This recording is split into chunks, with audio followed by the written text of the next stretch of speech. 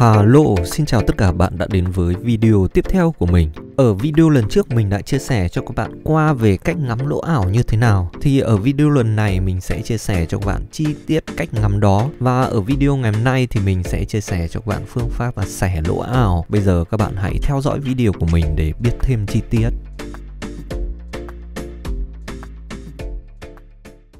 Rồi chúng ta sẽ đến với cái trường hợp đầu tiên.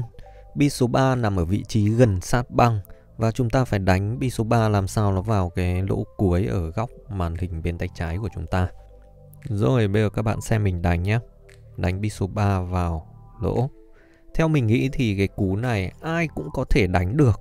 Nhưng mà làm thế nào để đánh cái cú này một cách dễ dàng nhất thì không phải là ai cũng biết. Ok, rồi bây giờ các bạn thử so sánh cái trường hợp bi mục tiêu ở xa lỗ mình vừa đánh với cái trường hợp này bi mục tiêu ở gần lỗ. Thì các bạn thấy là bi mục tiêu ở gần lỗ sẽ rất dễ đánh vào lỗ đúng không? Mình có thể nhìn ngay ra cái điểm trên bi mục tiêu mà mình cần đánh vào mà không cần ngắm nghía gì lâu cả. Thế thì bây giờ mình làm thế nào để biến bi mục tiêu ở xa lỗ thành bi mục tiêu ở gần lỗ? Thì ở cái video lần trước mình đã chia sẻ cho các bạn là cách tưởng tượng ra lỗ ảo. Còn ở video lần này thì mình sẽ chia sẻ cho các bạn chi tiết từng bước, cách ngắm và cách đánh vào lỗ ảo đấy như thế nào. Bây giờ các bạn tiếp tục theo dõi nhé. Rồi bây giờ chúng ta sẽ đánh bi số 3 này vào lỗ cuối một cách đơn giản nhất. Thì chúng ta phải ngắm như thế nào và phải tưởng tượng ra lỗ ảo như thế nào. Bây giờ các bạn theo dõi nhé. Rồi để mà bi mục tiêu chạy thẳng vào giữa lỗ như cái tia màu trắng này thì các bạn phải ngắm theo cái tia màu vàng như thế này. Tức nghĩa các bạn phải ngắm lệch.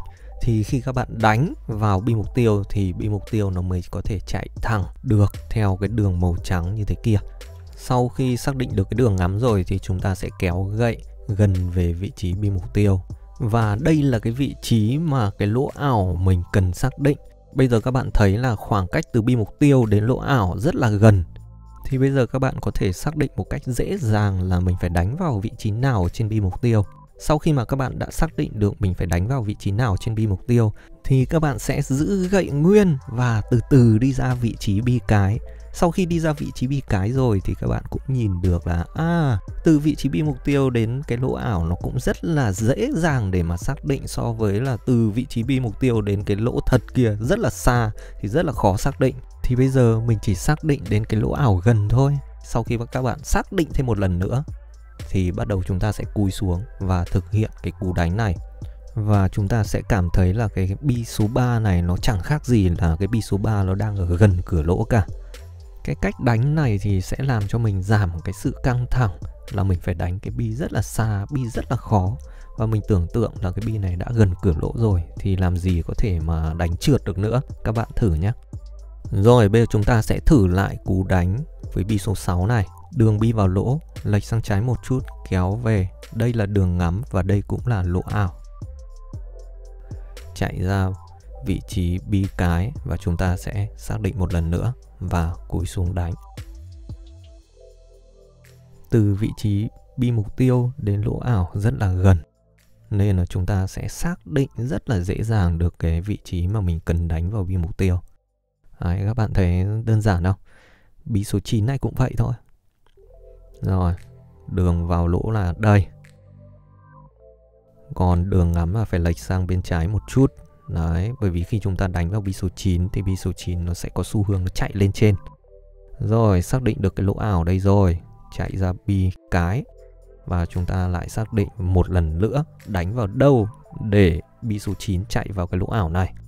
Lỗ ảo thì rất là gần bi mục tiêu rồi, như ở trước cửa lỗ rồi. Nên chúng ta có thể xác định điểm đánh ở trên bi mục tiêu rất là dễ dàng. Và đánh là nó chạy vào lỗ như thế này. Các bạn thử tập nhá.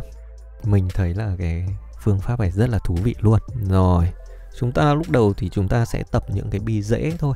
Như những cái bi mình ở trên hình mình đang đánh này là những cái bi dễ. Rồi, đã xác định được lỗ ảo rồi. Và cúi xuống, tập trung nhìn vào cái điểm ở trên lỗ ảo và đánh. Rồi, thế là xong. Bây giờ chúng ta sẽ đánh một cái thế bi khó hơn một chút. Chẳng hạn như bi số 8 này bị chặn bởi bi số 15. thì chúng ta phải đánh vào lỗ cuối này. Thì mình cảm thấy bi số 8 này là một cái bi khó. Đây là cái lỗ ảo mình vừa xác định được. Rồi, ra vị trí bi cái và chúng ta sẽ xác định đánh vào điểm nào ở trên bi 8 để chạy vào lỗ ảo. Nói chung là bi số 8 nó đã ở gần cửa lỗ rồi, lên đánh rất là đơn giản đúng không nhé? Bây giờ thì tự tin và đánh thôi. Đấy, là nó sẽ chạy như này, chứ đừng có sợ sệt là có vào hay là không nhá. Bây giờ là bi số 1. Đây đường vào lỗ, lệch sang bên phải này một chút. Và đây là cái lỗ ảo. Đây là những cái bi hơi khó một chút nha anh em nhé. Rồi. Cái tia màu vàng là cái điểm ngắm. Khi mà chúng ta đánh được vào cái điểm ngắm đấy thì bi cái nó sẽ chạy, cái tia màu trắng là nó sẽ chạy vào lỗ. Bây giờ thì chỉ việc cúi xuống và tự tin đánh vào cái lỗ ảo đấy. Rồi, và bi số 1 đã chạy vào lỗ rồi. Với cái phương pháp lỗ ảo này ấy, bởi vì lỗ ảo mà, ảo là nó không hề có thật mà, nên là mình phải tự tin vào cái phương pháp mình đang thực hiện. Nếu mà các bạn không tự tin vào cái phương pháp này thì rất là khó để mà thực hiện được cái cú đánh tốt nhá. Nên là phải tự tin vào cái phương pháp mình đang thực hiện nhá. Rồi, bi số 15 tiếp tục đã tìm được lỗ ảo. Và bây giờ chỉ việc tự tin đánh vào cái lỗ ảo đấy. Bây giờ thì nhấp gậy nhịp nhàng. Khi mà ra ngọn chúng ta cố gắng giữ nguyên ngọn ở vị trí. Rồi bây giờ để chúng ta luyện mắt nhìn vào các cái lỗ ảo thì chúng ta sẽ tập đánh những cái bi thẳng mà ở gần như thế này nhá. Rồi xác định đây là lỗ ảo. Và bây giờ các bạn chỉ cần ngắm vào đúng cái điểm lỗ ảo đấy nhá, là các bạn đánh vào thôi. Chứ đừng nhìn vào cái lỗ thật kia nữa. Nhìn vào cái lỗ ảo và đánh. Thì các bạn sẽ biết là mình có đánh chính xác hay là không. Rồi tiếp tục ngắm và kéo ra, đây là lỗ ảo. Và chỉ nhìn vào cái điểm ở trên lỗ ảo đấy và chúng ta đánh. Ở các cái bi thẳng này thì chúng ta không phải ngắm lệch như các cái bi xẻ nhé. Nếu mà ví dụ chúng ta đánh bi xẻ về bên trái thì chúng ta phải ngắm lệch về bên trái một chút. Nếu mà chúng ta đánh bi xẻ về bên phải thì chúng ta phải ngắm lệch về bên phải một chút. Đấy. Rồi, ok. Bi số 3 suýt trượt. Rồi, tiếp theo chúng ta sẽ thử xẻ các bi vào lỗ giữa xem như thế nào nhá. Rồi, cú này thì mình sẽ xẻ, có phải là xẻ về bên trái đúng không? Thì chúng ta phải ngắm lệch về bên trái một chút. Ok, rất là nhịp nhàng. Rồi, bi số 2 này xẻ về bên phải thì chúng ta phải ngắm lệch về bên phải chút.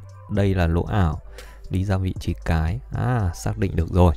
Và chúng ta sẽ đánh vào lỗ ảo, không cần nhìn vào lỗ thật luôn anh em nhé. Anh em nào mà muốn nhìn vào lỗ thật thì cũng ok, nhưng mà theo mình thì mình không cần nhìn vào lỗ thật luôn. Mình chỉ cần xác định đúng vào cái điểm mình cần đánh vào lỗ ảo thì nó sẽ vào thôi. Rồi tiếp tục mình thử tiếp bi số 12. Xẻ về bên phải, đánh lệch về bên phải một chút. Đã tìm được lỗ ảo, ngắm vào lỗ ảo và đánh. Ảo vãi chưởng. Rồi bi số 14. Bi số 14 này có phải là hơi khó một chút, nhưng mà không sao. Xẻ về bên trái, đánh lệch về bên trái một chút là nó sẽ chạy vào lỗ. Rồi, ok. Rồi bây giờ mình sẽ thử tiếp một vài cú đánh xa như thế này. Xác định lỗ ảo, đi ra vị trí bi cái và lại xác định tiếp cái điểm đánh vào lỗ ảo. Bây giờ thì mình không xác định cái điểm vào lỗ giữa luôn nhé, và mình chỉ xác định cái điểm ngắm của mình thôi. Lúc đầu là mình xác định hai cái tia, một tia trắng và một tia vàng cho các bạn dễ hình dung. Nhưng mà khi mà mình quen rồi ấy, thì mình chỉ xác định cái tia màu vàng thôi là cái điểm ngắm mình cần ngắm vào. Và mình xác định là cái điểm lỗ ảo ở đâu và mình đánh thôi. Đấy, là giữa cửa luôn. Rồi, bi số 4. Tiếp tục. Đây rồi, lỗ ảo. Tiếp tục xác định điểm ngắm trên bi mục tiêu và chọc, nhẹ nhàng, tự tin thì nó sẽ vào nhé. Có rất nhiều bạn nhắn tin hỏi mình là bạn ơi hãy chia sẻ cho mình cách đánh bi xa, tức nghĩa là bi cái và bi mục tiêu, hai bi cách xa nhau. Thì làm thế nào để đánh nó vào lỗ một cách dễ dàng?